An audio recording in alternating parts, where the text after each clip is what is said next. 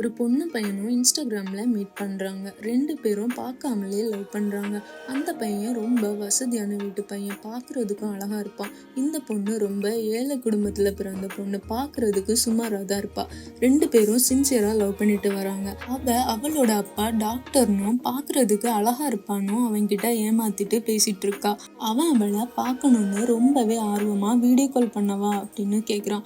அதுக்கு அவன் என்னோட மொபைல்ல கேமரா உடஞ்சிருக்கு, ஸோ பார்க்க முடியாது அப்படின்னு சமாளிச்சு விட்டுறா. சரி அப்போ மீட் பண்ணலாம் அப்படின்னு அவகிட்ட கேக்குறான். அதுக்கு அவ என்னோட பேரண்ட்ஸ் ரொம்பவே ஸ்ட்ரிக்ட், ஸோ வர முடியாது அப்படின்னு அதையும் சமாளிச்சு விட்டுறா. கடைசியா அவன் கோவத்துல கேக்குறான், எனக்கு எப்படியாச்சும் உன்னை பார்க்கணும், நீ எனக்கு உன் போட்டோ அனுப்பலன்னா நான் இனி உன்கிட்ட பேசவே மாட்டேன் அப்படின்னு சொல்லிடுறான். அவன் அப்படி சொன்னதும் உடனே இவ ரொம்பவே பயந்துடுறா. உடனே இவ வேறொரு பொண்ணோட அழகான போட்டோவை அவனுக்கு அனுப்பி விடுறா. அதை பார்த்து அவன் ரொம்பவே ஹாப்பி ஆயிடுறான். உடனே நீ ரொம்ப அழகா இருக்க, உன்னை போல ஒரு அழகான பொண்ணை நான் பார்த்ததே இல்லை அப்படின்னு சொல்றான். அதை கேட்டதும் இவளுக்கு ரொம்பவே கஷ்டமா இருக்கு.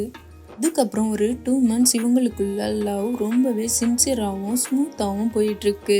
இப்போ அவன் அவளை தினமும் பார்க்கணும்னு ஆசைப்படுறான். அதனால அவளுக்கு காஸ்ட்லியான ஃபோன் வாங்கி கொடுக்கலாம் அப்படின்னு ஆசைப்படுறான். அவளோட பர்த்டே ஒரு வாரத்துல வருது. அன்னைக்கு அவளுக்கு புது ஃபோன் வாங்கி கொடுக்கலான்னு நினைக்கிறான். நினைச்ச போலவே ஃபோனும் வாங்கிடுறான். இப்போ அவன் அவகிட்ட பர்த்டேக்கு மீட் பண்ண கூப்பிடுறான். அதுக்கு அவ வீட்டுல என் பேரண்ட்ஸ் கிட்ட ஏமாத்திட்டு வர்றது ரொம்பவே கஷ்டம், நான் வரல அப்படின்னு சொல்லிடுறா. ரொம்பவே சேட் ஆகிடுறான். அதுக்கப்புறம் அவன் அவகிட்ட சண்டை போடுறான். இப்படியே பார்க்காம எத்தனை நாளைக்கு தான் லவ் பண்றது, இவன் வீட்டு அட்ரஸ் கொடுன்னு கேக்குறான். அவ அதையும் கொடுக்க மறுக்கிறா. இப்படி அவன் என்ன கேட்டாலும் மறுத்துக்கிட்டே இருக்கா. அவளோட பர்த்டேயும் வருது. அன்னைக்கு எப்படியாச்சும் அவளுக்கு அந்த போனை கொடுக்கணும்னு நினைச்சிட்டு அவன் அவளோட அப்பா வேலை பார்க்கறதா சொன்ன ஹாஸ்பிட்டலுக்கு போய் அவளோட அப்பாவோட அட்ரஸை கேக்குறான். அங்க அவங்க அப்படி ஒரு டாக்டர் அங்க இல்லவே இல்லைன்னு சொல்றாங்க. அவனுக்கு அப்படியே ஷாக் ஆகுது. அப்படியே வீட்டுக்கும் வந்துடுறான். அவனோட மைண்ட் ரொம்பவே குழப்பத்துல இருக்கு. 1000 தாட்ஸ் மைண்ட்ல ஓடுது. இவனுக்கு சின்னதா டவுட்டும் வர ஆரம்பிக்குது. அவகிட்ட உன்னோட இன்னொரு போட்டோ எனக்கு அனுப்ப முடியுமான்னு கேக்குறான். அதுக்கு அவளோட போன்ல இருந்த எல்லா போட்டோவும் டெலீட் ஆயிருச்சு அப்படின்னு சொல்லி சமாளிச்சு விட்டுடுறா. இப்போ இவனுக்கு சந்தேகம் இன்னும் அதிகமாயிருச்சு. அவன் அவகிட்ட நாளைக்கு நான் உன் காலேஜுக்கு வரேன், ஜஸ்ட் ரோட்ல யாரோ போல நிக்கிறேன், நீ என்ன சும்மா பார்த்து சிரிச்சா மட்டும் போதும், நாளைக்கு காலையில 9 மணிக்கு வந்துருன்னு கோவமா சொல்லிட்டு போனை வச்சிடுறான். அவ அன்னைக்கு ஃபுல்லா தூங்கவே இல்லை. ரொம்பவே பதட்டமா இருக்கா. அடுத்த நாள் காலையும் ஆகுது. அவன் அவளுக்காக ரோட்ல வெயிட் பண்ணிட்டு நிக்கிறான். திடீர்னு ஏதோ ஒரு பொண்ணு அவனை பார்த்து சிரிக்கிறத அவன் பாக்குறான். அவன் அந்த இடத்துலயே ஃப்ரீஸ் ஆகி அப்படியே நிக்கிறான். உடனே அவன் அவளுக்கு மெசேஜ் பண்றான். வேறொரு மொக்கையா இருக்கிற பொண்ணை வர வச்சு விளையாடிட்டு இருக்கிறியா அப்படின்னு கேக்குறான்.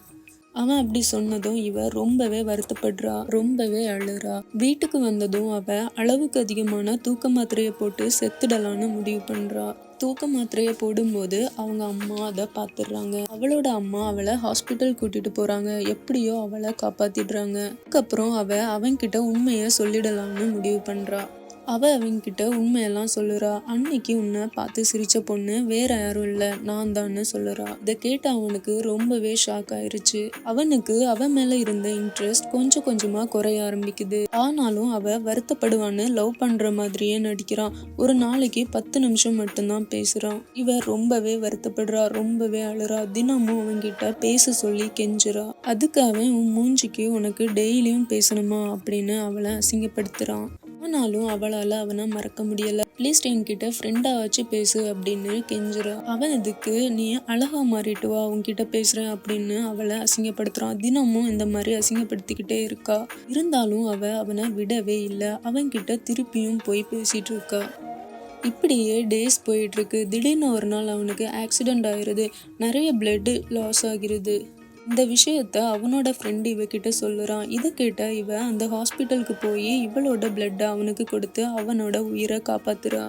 ஆனாலும் அவகிட்ட உன்னை யார் எனக்கு பிளட் கொடுக்க சொன்னது, நாங்க ரொம்பவே பணக்காரங்க, காசு கொடுத்தா பிளட் இல்லை என்ன வேணாலும் வரும் அப்படின்னு சொல்லி அவளை திருப்பியும் கஷ்டப்படுத்துறான். இதுக்கு எதுவுமே பேசாம அங்கிருந்து சைலண்டா கிளம்பிடுறா. இதுக்கப்புறம் என்ன நடந்துச்சுன்னு நெக்ஸ்ட் வீடியோல சொல்றேன். ஸ்டோரி பிடிச்சிருந்துச்சுன்னா சப்ஸ்கிரைப் பண்ணிக்கோங்க.